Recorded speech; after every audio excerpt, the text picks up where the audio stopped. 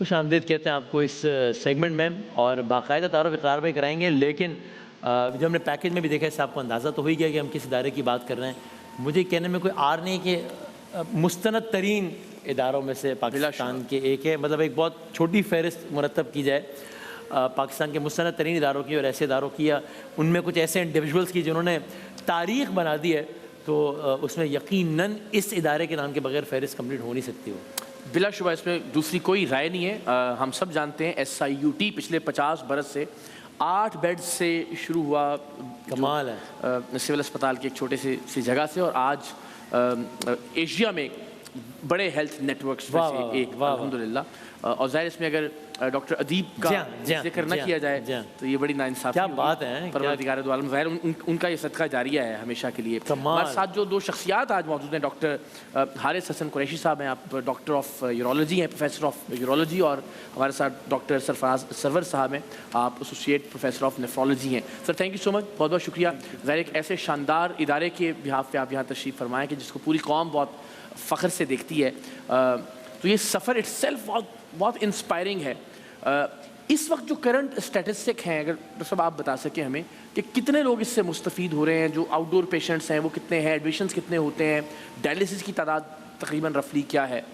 तकरीबन 4.5 million patients को हमने ट्रीट किया है, और अगर मैं इसके नंबर्स आपको बताना ओवर द ईयर्स, जब जी अभी 45 लाख जी लास्ट ईयर जो है, तो इसमें अगर आपको पूरा स्पैन बताएं तो अगर एक ट्रांसप्लांट की सर्जरी ले लें जो कि तकरीबन 35 से 40 लाख रुपए उस पर खर्चा आता है, रोबोटिक सर्जरी 20 से 25 लाख रुपए खर्चा आता है। ये सर्जरीज हम डेली मल्टीपल कर रहे हैं, एक ट्रांसप्लांट डेली कर रहे हैं, और ये रोबोटिक सर्जरीज मल्टीपल कर रहे हैं। ऑन्कोलॉजी जो कैंसर के पेशेंट्स हैं उनकी सर्जरी कर रहे हैं, स्टोन, आप नाम लें जिस किस्म की भी यूरोलॉजी में जो दुनिया भर में टेक्नोलॉजी इस्तेमाल हो रही है वो हम सारे के सारे कर रहे हैं, और अनलिमिटेड सर्जरीज और पेशेंट को बेनिफिट मिल रहा है, और ये सब फ्री ऑफ कॉस्ट मिल रहा है, जो कि इटसेल्फ एक मिरेकलस काम है। डॉक्टर सरफराज आप बताइएगा कि कहाँ से पेशेंट्स आते हैं यहाँ पे? ज़ाहिर बलूचिस्तान भी करीब है, इसके अलावा जो मरीज़ आते हैं वो किस तबके से उनका ज़्यादा ताल्लुक़ है, और किन किन इलाकों से ज़्यादा मरीज़ यहाँ लाए जाते हैं? देखिए हमारे पास हर तबके के तकरीबन मरीज़ आते हैं, उसमें मुतम्मल तबका भी है, वो लोग भी हैं जो पॉवर्टी की लाइन से नीचे हैं, बहुत गरीब हैं। ज़्यादातर वो लोग हैं जो बहुत गरीब हैं, जो अफोर्ड नहीं कर सकते अपना ट्रीटमेंट। और हमारे जो ज़्यादातर पेशेंट्स हैं वो इंटीरियर सिंध से हैं, पूरे सिंध से आते हैं, अपर पंजाब से आते हैं, वैसे तो पूरे मुल्क से ही आते हैं। ट्रांसप्लांट पेशेंट्स हमारे जो है पाकिस्तान में भी हैं, ईरान में भी हैं, हमारे ट्रांसप्लांटेड पेशेंट अफ़गानिस्तान में भी हैं। तो इन सारे रीजन से भी हमारे पास पेशेंट्स आते हैं, लेकिन मेजर बल्क जो है हमारे पेशेंट्स का वो सिंध है और लोअर पंजाब है। बिल्कुल ठीक है। अगेन जिस तरह कहा ना, कुछ ऐसे लोग भी कि चूँकि हर चीज़ स्टेट ऑफ द आर्ट है, तो हर शख्स की ख्वाहिश होगी, चाहे उसके पास पैसे हैं, कि वो भी SIUT का जो शानदार माहौल है और जो एक्सपर्ट लोग हैं वहाँ से मुस्तफ़ीद हो सके। तो उस वक्त में फाइनेंशियल मॉडल क्या है? वो कोई जो अफोर्ड कर सकता है और चाहता है कि SIUT से इलाज हो, इसके लिए क्या फाइनेंशियल मॉडल है?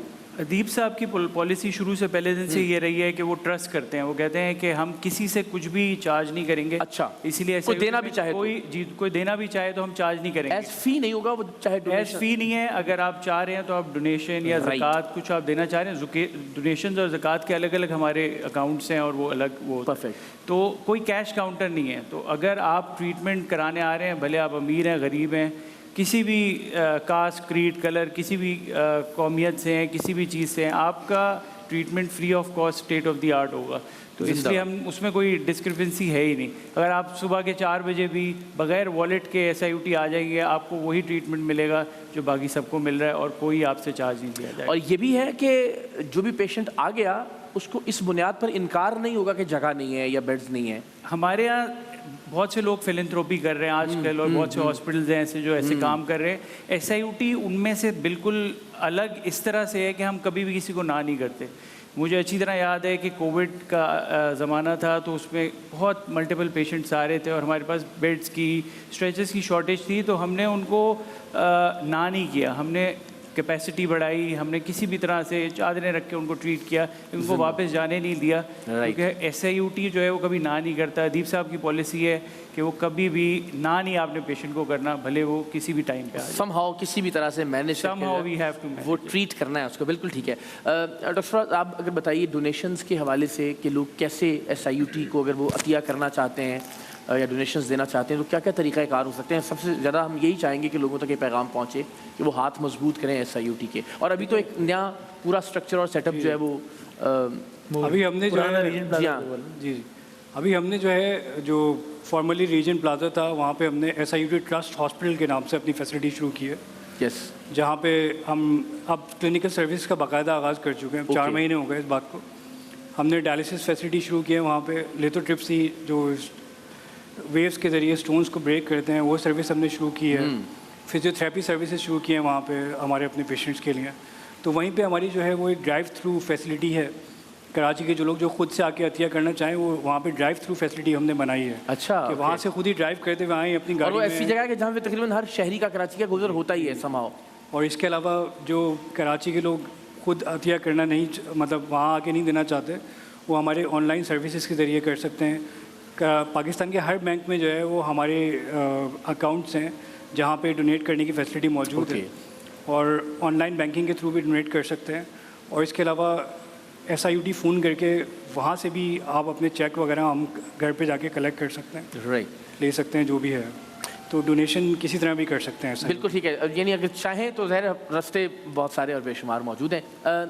लेकिन ये जो अतियात लोगों के आ रहे हैं, मैंने चूँकि पूछा भी था आपसे कि मुख्तलिफ़ इलाकों के लोग, तो इसमें बच्चे भी हैं जो उनका इलाज भी होता है और ख़वातीन भी हो। तो मैं चाहता हूँ कि बतौर डॉक्टर आप जिस तरह के लोगों को देखते हैं और ट्रीटमेंट के बाद जो उनकी ज़िंदगी में तब्दीली देखते हैं उसको भी ज़रा थोड़ा सा ज़रूर एलिब्रेट कीजिए। हम जो डॉक्टर्स काम कर रहे हैं SIUT में, हमारे लिए सबसे अच्छी चीज़ यही होती है कि आप एक पेशेंट को ट्रीट करते हैं, जब वो आता है उसकी एक कंडीशन बड़ी ख़राब होती है, रेफरल्स होते हैं, बहुत जगह से हमारे पास डॉक्टर्स भी रेफ़र करते हैं और मरीज़ भी आते हैं क्वालिटी ट्रीटमेंट के लिए।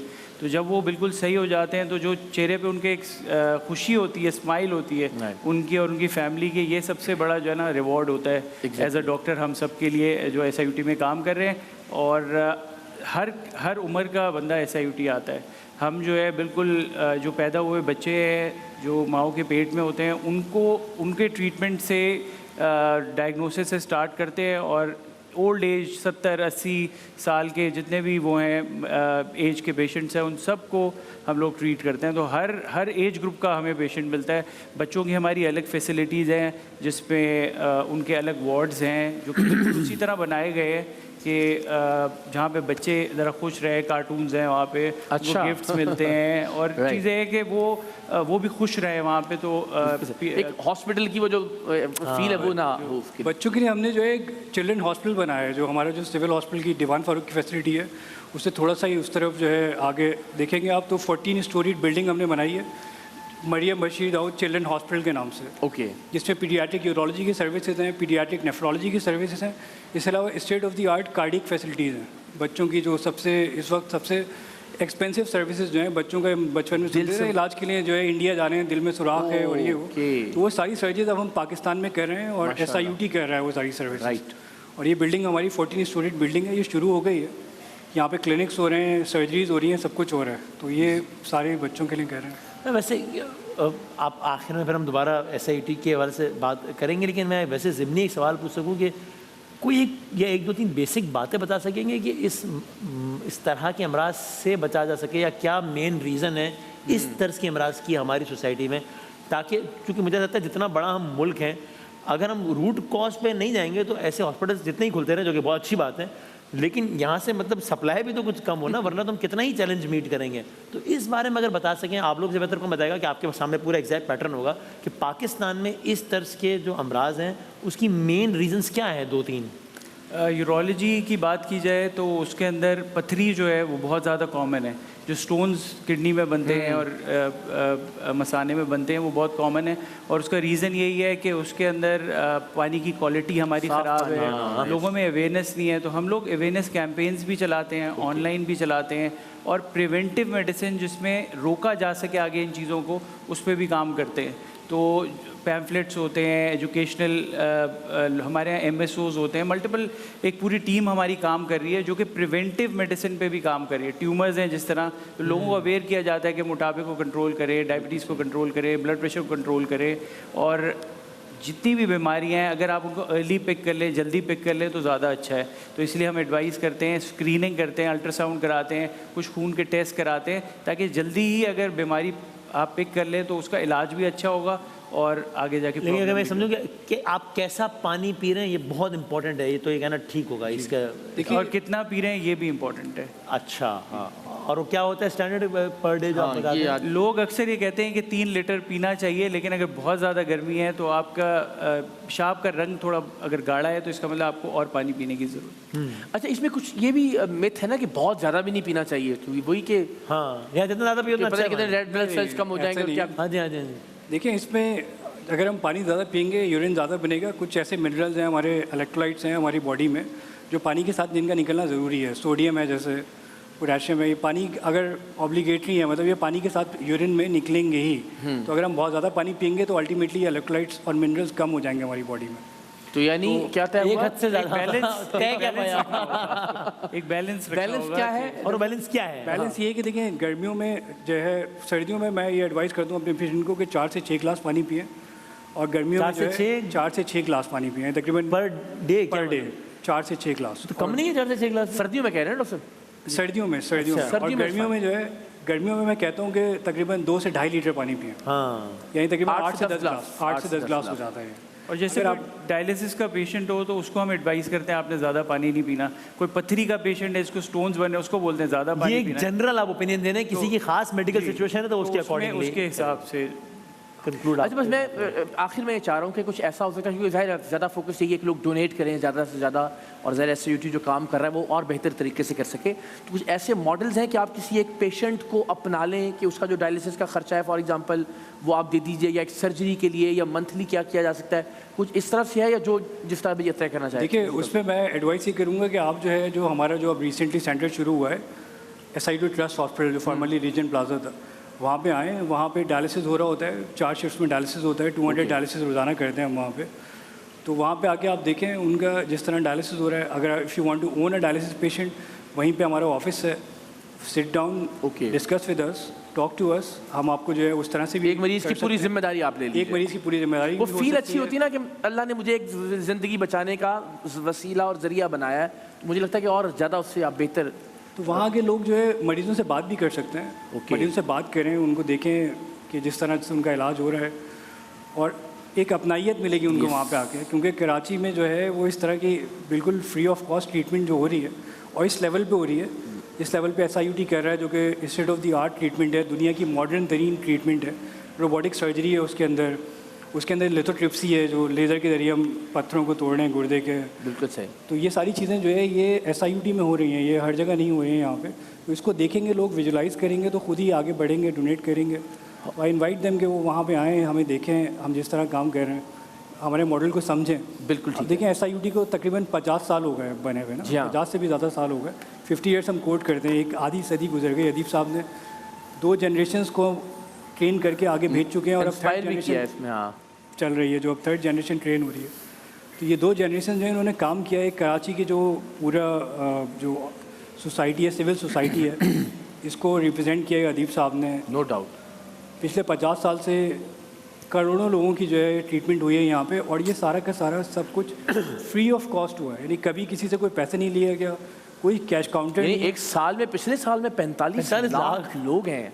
और ये देखिए, सर्विसेज दुनिया के कुछ मुल्क हैं आबादी के। सही है। कमाल। अब हमने दुनिया में कहीं पे भी ऐसा नहीं होता। वहाँ पे हेल्थ केयर इंश्योरेंस होती है, बाकी चीज़ें होती हैं। तो ये एक मुआवजाती तौर पे जो है काम हो रहा है सारा का सारा। No doubt. अब हम लाड़काना में हॉस्पिटल शुरू करने वाले हैं इंशाल्लाह, अच्छा, नेक्स्ट 2 ईयर्स में। उसके अलावा हमारा इरादा है कि हम और आगे जाएंगे। हमारे सेंटर्स जो हैं वो इंशाल्लाह राजनपुर का इरादा है हमारा, वहाँ पे हमने लैंड एक्वायर कर लिए, वो शुरू करेंगे। रहीम यार खान में शुरू करेंगे, सरगोदा में, और फिर आगे गुजर खान और DI खान तक हमारा इंशाल्लाह एक्सपेंशन प्लान है। Thank you so much doctor Faraz, बहुत शुक्रिया doctor Haris, thank you so much. बस हम इधर चलता रहे इंशाल्लाह, ये कारवां इस तरीके से इंशाल्लाह। ज़बरदस्त अंदाज से। आपका बहुत शुक्रिया तशरीफ़ आवरी का, आपका बहुत शुक्रिया जो कुछ आप लोग कर रहे हैं सोसाइटी के लिए। डॉक्टर अदीब रिजवी साहब का बहुत शुक्रिया, वो अभी यहाँ नहीं है लेकिन मैं चाहूँगा बहुत सारी तालियाँ डॉक्टर अदीब रिजवी साहब के लिए होनी चाहिए। हीरो हैं, क्या बात है डॉक्टर साहब की, क्या क्या कहने हैं, मतलब मैं क्या क्या अल्फाज में उनके लिए क्या कहें, वाह। सलाम है। और जाते जाते इस रमज़ान इजी पैसा जो डिजिटल बैंक है वो आप समझ लीजिए कि बन गया है इजी डोनेशन वाला बैंक। क्यों इजी पैसा ऐप बड़ा आसान सा काम हो गया है कि आप अपने घर बैठे अगर आप इजी पैसा ऐप डाउनलोड कर लेते हैं तो आप एक क्लिक पे 60+ ऑर्गेनाइजेशंस को अपनी पसंद की आसानी से डोनेट कर सकते हैं। तो all you have to do is कि आपने सिर्फ ऐप डाउनलोड करनी है और आप 60+ जो NGOs हैं उनको डोनेशंस दे सकते हैं। और इस पर ईजी पैसा ने ना सिर्फ ये सहूलत पैदा की है बल्कि बड़ा ज़बरदस्त इनिशिएटिव ये भी लिया है कि हर डोनेशन पर 5% इजाफी रकम जो है वो अपनी तरफ से क्या बात है, ऐड करेंगे। तो बड़ा ज़बरदस्त ये इकदाम है और क्या बात है, तालियां इस बात पे होनी चाहिए मेरा ख्याल है। ज़बरदस्त। ब्रेक के बाद इंशाल्लाह दोबारा हाजिर होता है। अच्छा